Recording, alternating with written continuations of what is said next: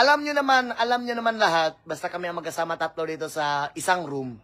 Wala kaming gagawin. Ganito lang talaga. Tawa ng tawa. Good vibes. Oh, good vibes lang talaga. Kasi, yung mga problema na yan, mga problema, dadaan lang yan.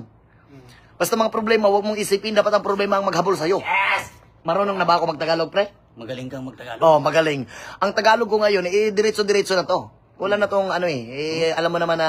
Manila ka ba? Ay, alam mo naman, nakapunta ako ng Manila nung isang araw lang.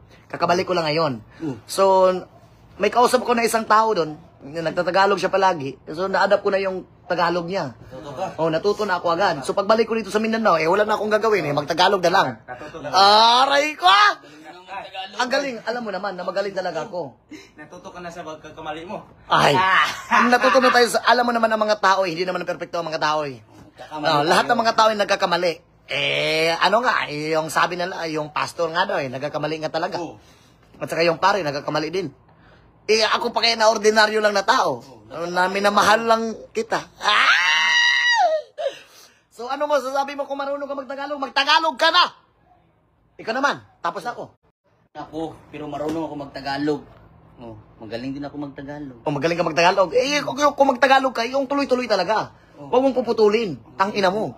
Ay!